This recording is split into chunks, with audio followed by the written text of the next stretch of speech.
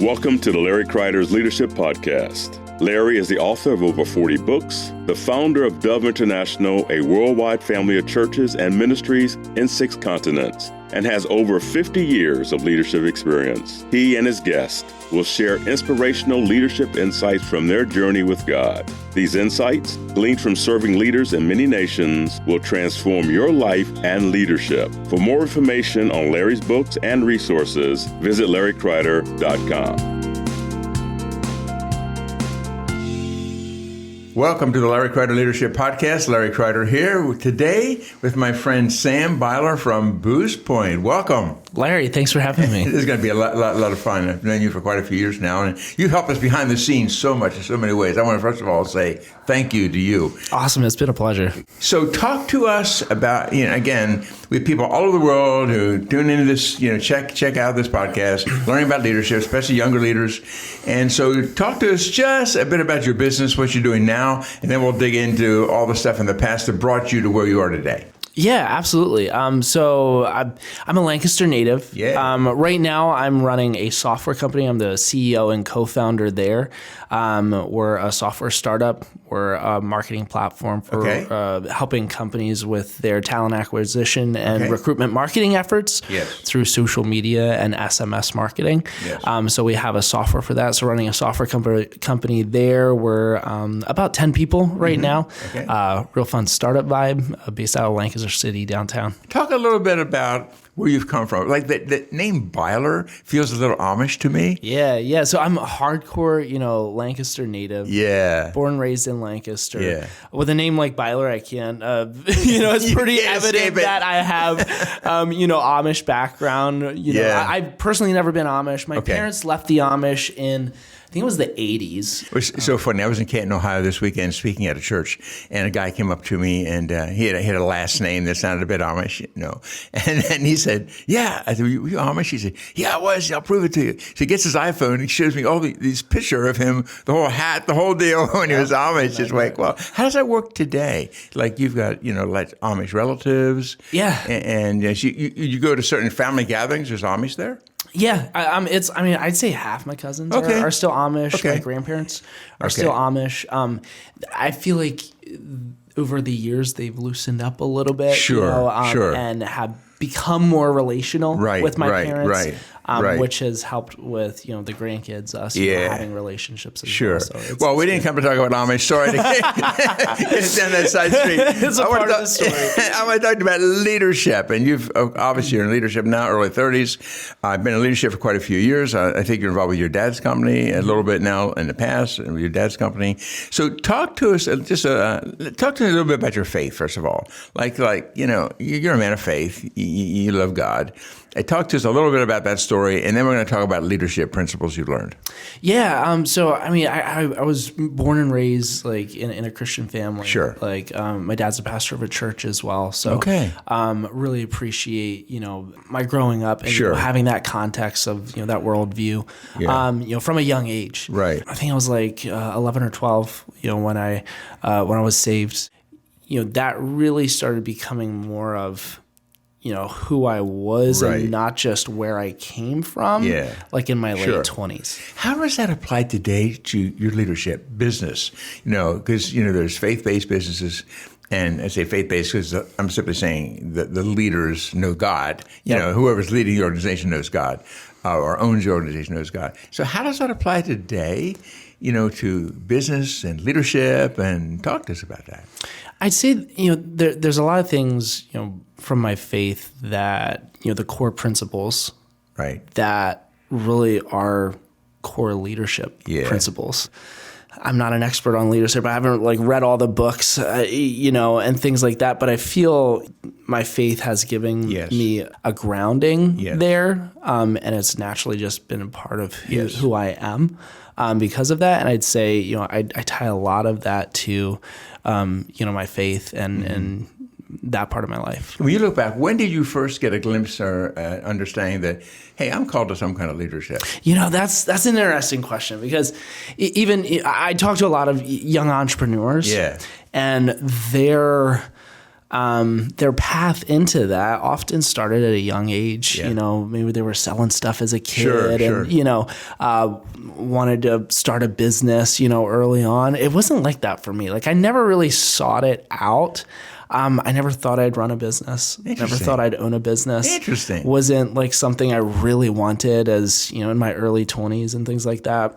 But it's not something that I really wanted necessarily, but doors opened. Okay. And I stepped into them. Yeah. And just kind of, I did that time and time again and kind of led me to where I'm at right now. So what's your leadership structure look like now? I know you're a co-founder.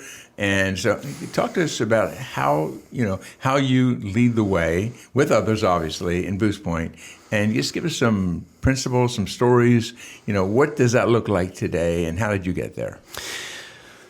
One of the things early on in the business, you know, I wanted it to be like a really team atmosphere. Okay. And so, you know, even sometimes that looks like accountability, which can be scary sometimes. Yeah. But, you know, a lot of that, you know, baked into the core of the business and building the team. Even, you know, Jared Neff, he's my co-founder, you know, bringing him in as a co-founder in the business. I just knew that there were a lot of things that I wasn't so great at that I knew someone else had to be really great at. Good. That's a great principle. And you know, with that, me self-awareness, knowing that like, hey, like I don't know everything. Like I'm not the best at everything, and being willing to build a team. I feel like we have so far accomplished a lot more than what I could have done personally, and we're going to go a lot further long term because of that. So what are some of your strengths and what are some of Jared's strengths and other strengths, and how does that team thing work for you? From a tactical standpoint, I'm more, you know, sales and marketing focused, and he's more technically driven. So, you know, I need somebody else to balance the skill sets out. But then even from a leadership perspective, it's been interesting. I feel like we're really fortunate because from a core values perspective, we really align. And so we're very similar there. And I think that's important it is. So it's like, you know, you need different skill sets and things like that, but there does need to be a commonality. And I feel that's from a core values perspective. Right. You need to align there. But even our leadership styles, though, are a little different, or our personalities, you might say. You know, again, we have the same core values, which is amazing, which means we can run the company in one direction instead of pulling in two different directions. But from, you know, conversational style, even perspectives, like I tend to be more, you know, very innovative, visionary, like thinking, you know, 10 steps ahead. Right. And Jared will think more like, hey, well, what about the 3 steps before that? There's like, we can't forget about that. So again, it just really, our styles really work well together because of some of those things. You keep saying core values, and I get that because, you know, obviously we've taught that for years around the world, and in the church leadership side, you know, for people to work together, you must have some basic core values, alignment of core values. What are some of the key core values that are deep in your heart, you think? And in your business, these values that really align. What are some of those? Yeah, some of those, I mean, these are so important. And I feel like in the marketplace, you know, these are super important as well. You know, you have people from all kinds of different backgrounds. Like, I'm not necessarily running a Christian business. Of course. But Christians running a business. Yeah, there you go. Right. So again, with that, the environment is, again, people from different backgrounds like are comfortable, and there's not this pressure, you know, to have the same worldview as I do. Right. You know, but there's certain core values that Jared and I established, like even before we turned it into a quote unquote business, you know, while we were having those conversations, it's like, hey, these are some core values that we really want to build the team on. And a couple of those, like humility is one of those, transparency, those kind of go to like hand in hand. It's like, all right, we really believe in being very transparent transparent, which can sometimes become very forward in conversations. It's like we don't beat around the bush, no passive aggressiveness. Right. And that's huge in this area. However, it needs to be delivered with humility, right? And not abrasive and things like that. And again, those are, those were things that, Jared and I feel, we had some of those things. It was part of our DNA, as founders. And we were like, hey, as we build the team, we want to lean into some of those as well and highlight some of those, as we look to bring on other team members. Sure. So I really feel it's completely possible to have people from different backgrounds, different world views, but still maintain the same core values. Yeah, I think that's super important. I agree. Now, I don't know if you're old enough to have made any mistakes or not. By the time I was your age, I made a ton already, made a bunch more later, and learned like crazy through the mistakes we made. Talk to me about that. Any mistakes you feel like you look back and say, I wish I would have done that differently? I've been so stretched over the past 5 years, and it's been very uncomfortable. Yeah. Because when you're in a leadership role, you will make mistakes. Right. I feel it's almost inevitable. It is. And it doesn't feel great. Yeah. It doesn't feel great at all. And some of the things like I've learned, from my mistakes is like clarity is a big one.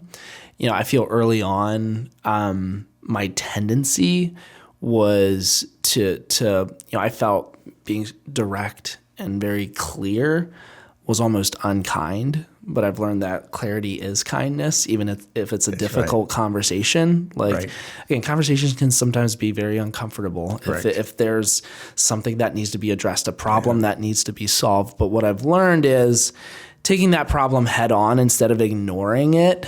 You're going to be so far ahead versus ignoring that, trying to cover it up.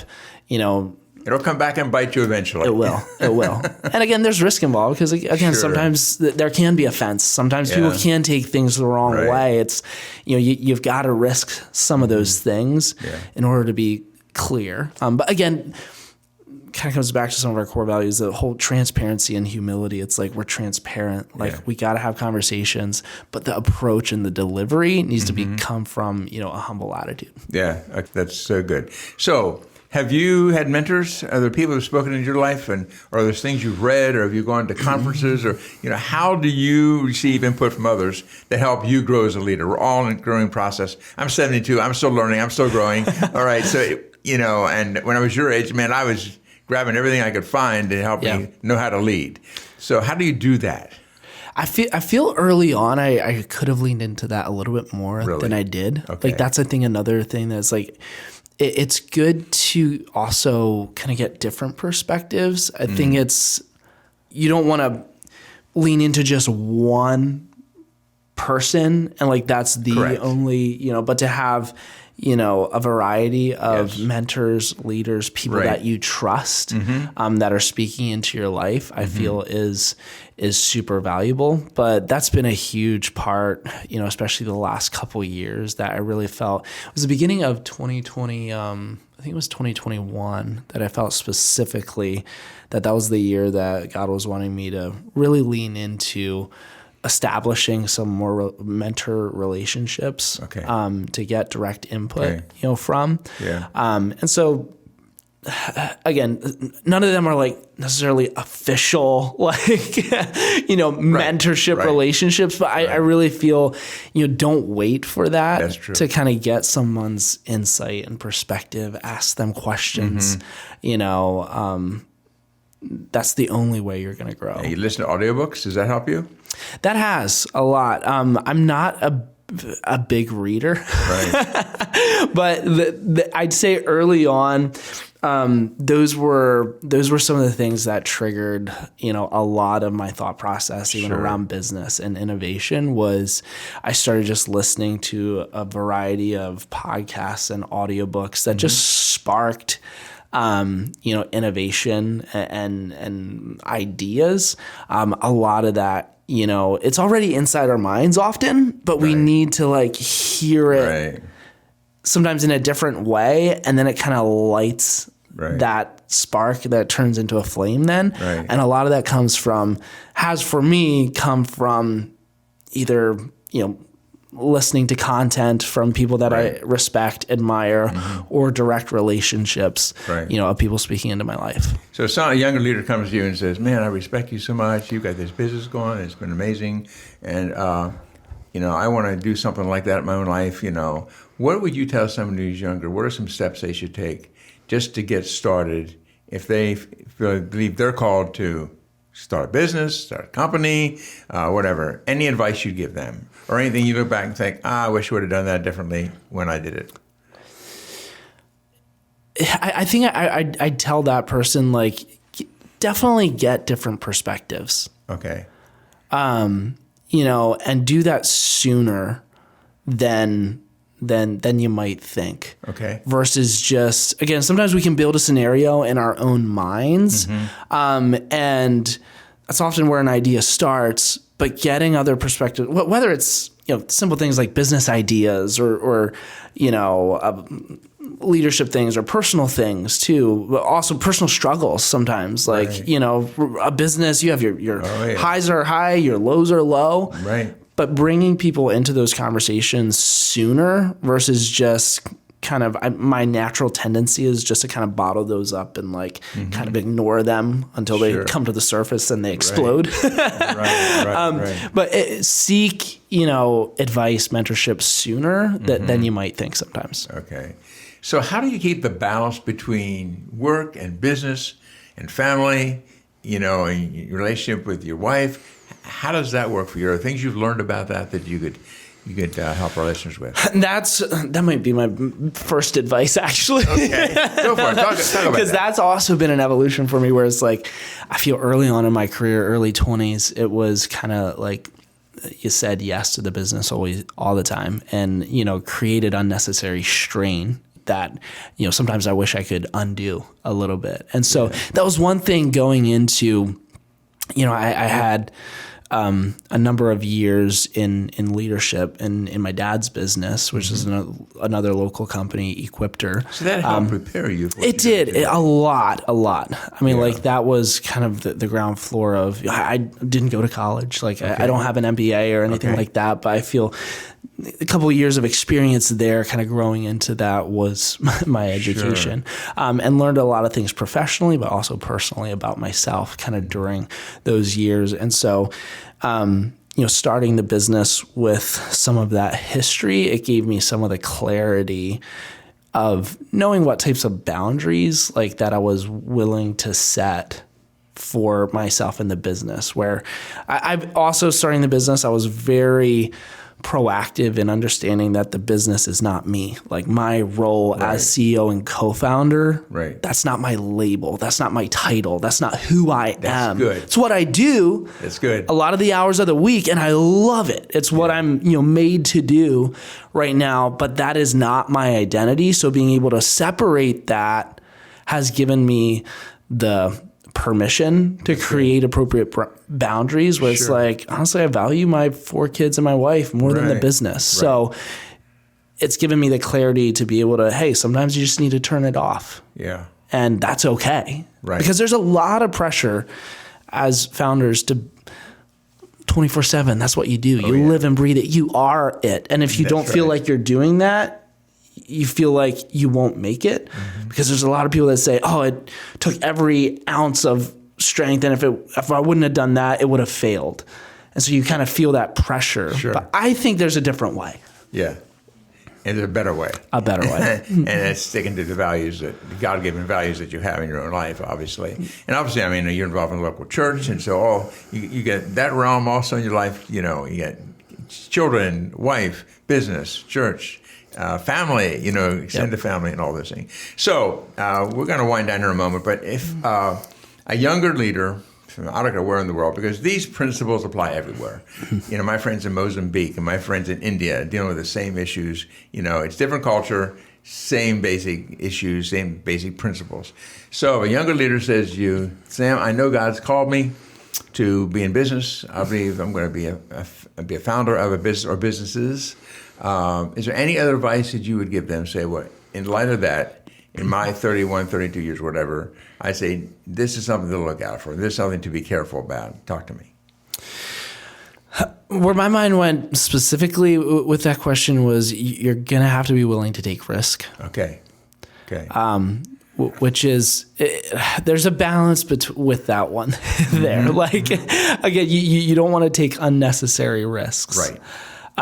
But you have to understand if that is your calling and you're going to say yes to that, you're going to be in a lot of vulnerable scenarios because of the risks you're going to have to take. Interesting.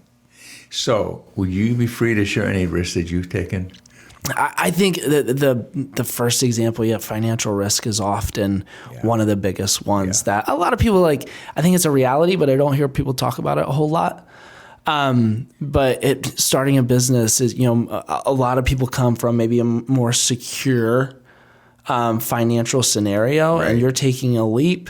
For me, we had kids, we were starting a family, and that was a big risk that we had to be willing to take. Okay, talk to me about this then. Let's say you're starting a startup. It's going to cost $1 million or $500,000 or whatever to start. How do you get the money? How does that work practically?